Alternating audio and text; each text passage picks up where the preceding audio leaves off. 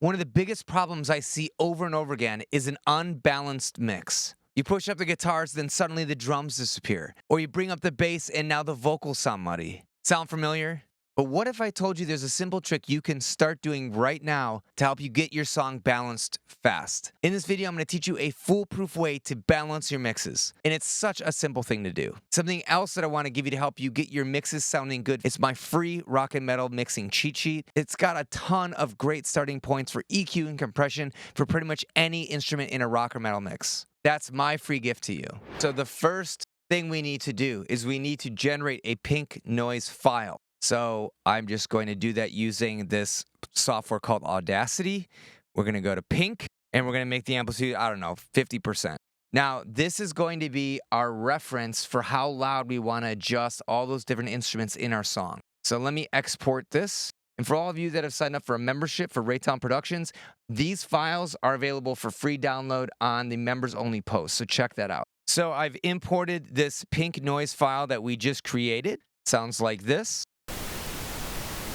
Kind of noisy, I know, that's the whole point. Now what we want to do to get a perfect balance is to go to each of our group tracks and lower the volume of each stem. So the drums would be one stem, the guitars would be another, bass, vocals, and so on. So we're going to turn our fader all the way down, and now we're just going to dial this up until we can just hear poking out above that pink noise. So let me go to a spot where we have a lot of drums going on. Okay. Now we're going to just dial this up. We can hear the drums. Dial it back.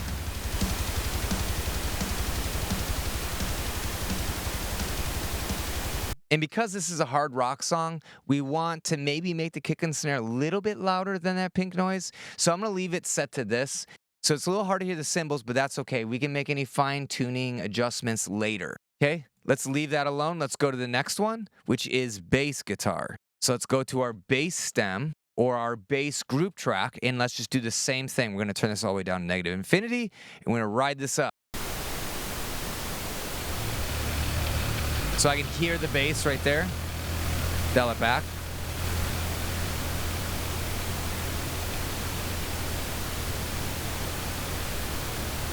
So like right around there is a good spot. Okay, let's go to guitars. Let's get rid of the bass. Exact same deal here. Let's put this down to minus infinity.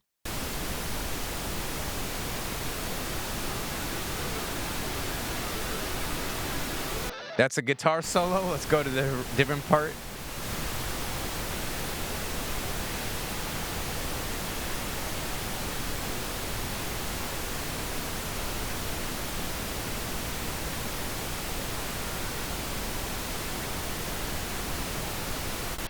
So right there, I can just hear that over the pink noise. Keep going. What do we got left? We got vocals, baby. Let's turn this down and ride it up.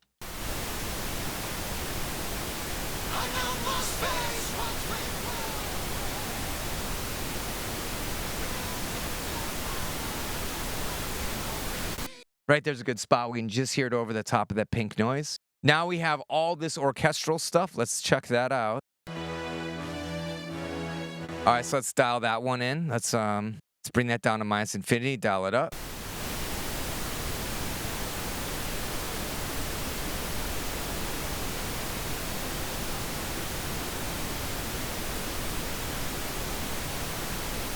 Like right there, I can just hear it.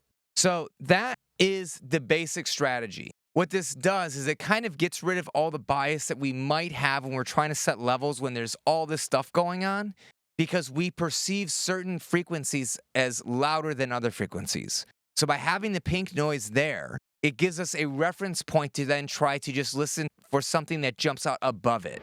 Now that we've done that, we need to make some genre-based adjustments to each of these stems to get them more stylistically in line with our song. So for rock and metal, what I tend to do is I'll decrease the drums by about 3 dB, typically, once I have it set to that level of the pink noise. So I'll put us at minus 30 here. For bass, I find that anywhere from minus 3 to minus 6 dB is the sweet spot. So I would subtract 3 dB from this. So let's go to minus 28. Now, if we find that it's still too bass heavy, I would say you go up to about 3 to 4 dB more than that. So you go all the way down to like minus 32 dB if we need to. So for guitars, I find that you really don't want to change the offset at all. That's kind of like the anchor. So we'll leave those alone. For vocals, we actually want to increase this value. I find plus 3 dB is actually a good starting point. Probably all the way up to plus 6 dB, depending on how loud you want your vocals to sit in the mix. So for me, let's just start with plus 3 dB. And for all the production and orchestral stuff, we really don't need to adjust that level. That's more of a stylistic thing, so tweak that how you see fit. Let's play this song back at these newly adjusted levels and see how balanced it really is. My head is heavy, my senses dull. Faded visions of So right away, I can tell you the vocals sound a little loud to me, so we'll bring those back to where we had them originally, like around minus 25. my memories. It's better. Bass is also loud. This one is usually minus 6 for me, so that'll put us right at 31. Hear the cry. The sky turns blind. Let's bring the vocals down a touch more. They're just a little bit too in front. All right, so let's listen to it one more time. Eyes. My head is heavy, my senses dull. That sounds pretty balanced to me.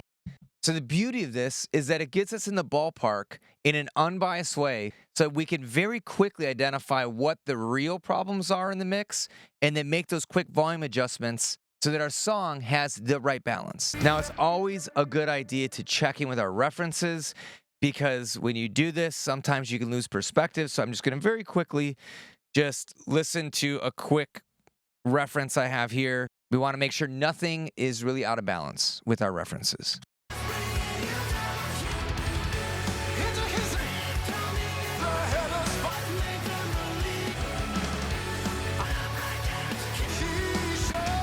It's remarkably close to the right level. It's crazy how well this stupid little pink noise thing works. Now, if you find that when you're doing this, like the vocals sometimes jump out of the mix too loudly or the bass gets too boomy in certain areas, you might not be controlling the dynamics of those individual instruments enough. So you might need to revisit your mix, figure out a way to squeeze together the tracks. And I have tons of videos on all these different things on the Raytown Productions channel, so just do a quick search. Now, you can also apply this exact same strategy of using pink noise to balance your drums. You do it the exact same way, except you're going to do it on the snare bus level, where all your snare tracks go to a snare bus. And then, just like we did before, we're going to play the pink noise in just the snare bus. Set this at minus infinity, ride it up until we just hear that snare peaking over the top of the pink noise.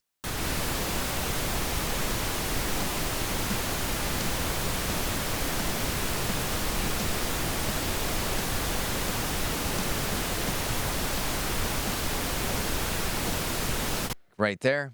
Do the same thing now for the kick drum. Now we're just going to ride this up until we just hear it.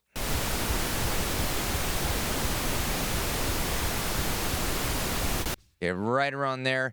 You want to make sure that you not only hear the low end, but you also want to focus on hearing like the beater, the top end high energy part, because sometimes the sub energy can fool us, especially if your kick drum tones are a little off. So you want to make sure you hear both the top and bottom end. Okay, let's do the same thing now for toms. So we're just going to loop a section where there's a big tom fill right here. Okay, right there, I'm just starting to hear those toms, so that's perfect. And let's go to the cymbals and then rooms, and we're basically done. It should be perfectly balanced.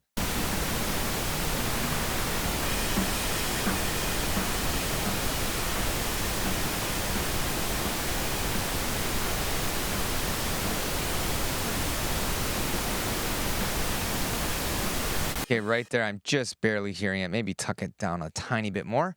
And then let's do the rooms, and then we're done.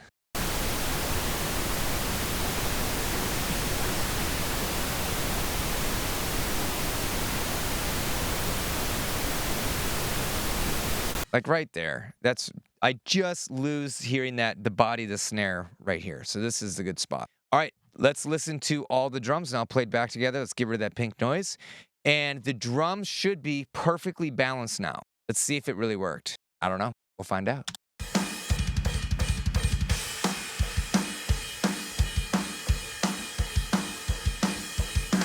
Sounds pretty close. That's almost dead on. I think we can lower the cymbals a little bit more, maybe a little bit of the room, but that's like right there.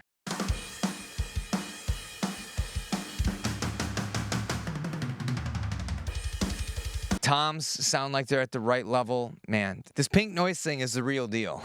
So question for you, do you do any of this stuff? Let me know in the comments below. Or if you think setting levels to some arbitrary noise is nonsense, tell me. I want to hear it.